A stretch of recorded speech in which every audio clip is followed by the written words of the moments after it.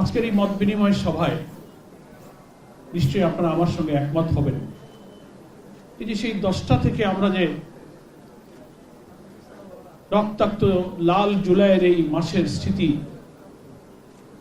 যেভাবে শহীদ পরিবারের সদস্যরা, সন্তান হারানো মা, ভাই, পিতা, স্বজনরা যেভাবে অশ্রুসিক্ত হয়ে তাদের স্মৃতিচারণ করলেন, আপনজন হারাবার, পঙ্গু হবার, চোখ হারাবার যে মর্মস্পর্শী বেদনাবিধু তাদের হৃদয়ের যে সমস্ত আকুতি তারা ব্যক্ত করেছেন, পরিবেশটা অনেকটা আবেগঘন বেদনাবিধু হয়ে উঠেছে। আমরা সবাই কিন্তু মর্মাহত।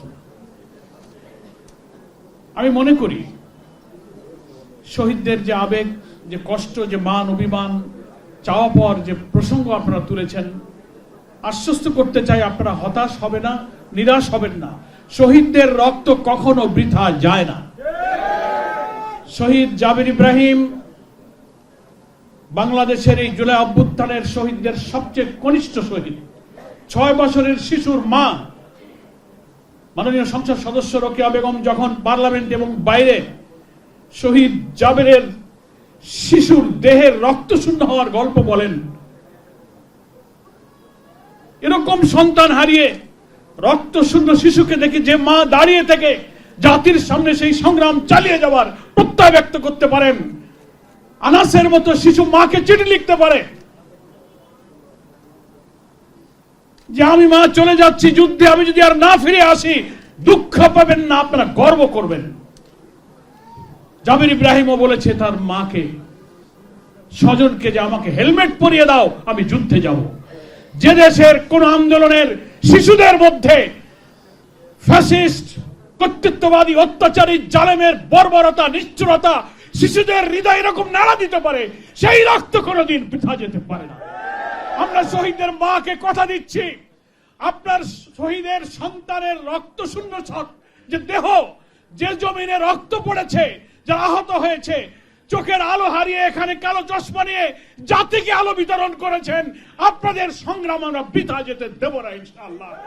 আমাদের নেতা, শহীদদের অভিভাবক ডক্টর শফিকুর রহমান পার্লামেন্টে যেমন বলেছেন, বাইরেও বলেছেন, জুলাই সনদের ভিত্তিতে অনুষ্ঠিত গণভোটের রায় কার্যকর প্রশ্নে আমরা তিল মাত্র ছাড় দিতে প্রস্তুত নই।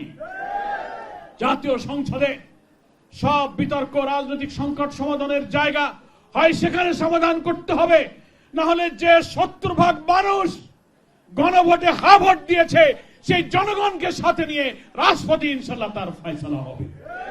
আমি আর বক্তব্য না বাড়িয়ে সম্মানিত প্রধান অতিথির বক্তব্য শোনার জন্য আমরা সবাই অপেক্ষা করছি। মহান আল্লাহ তাআলা যারা শহীদ হয়ে চলে গেছেন তাদেরকে জান্নাতুল ফেরদাউস নসিব করুন। যারা আহত, ক্ষতবিক্ষত, হাজার হাজার চোখের পানি নিয়ে যারা হাজারি করছেন, দিলকে আল্লাহ প্রশান্ত করুন, দুনিয়াতে সম্মানিত করুন, আখিরাতে তাদেরকে সম্মানিত করুন। মেহমানদেরকে ধন্যবাদ জানিয়ে আমি আমার বক্তব্য শেষ করছি। আসসালামু আলাইকুম ওয়া রাহমাতুল্লাহি ওয়া বারাকাতুহু।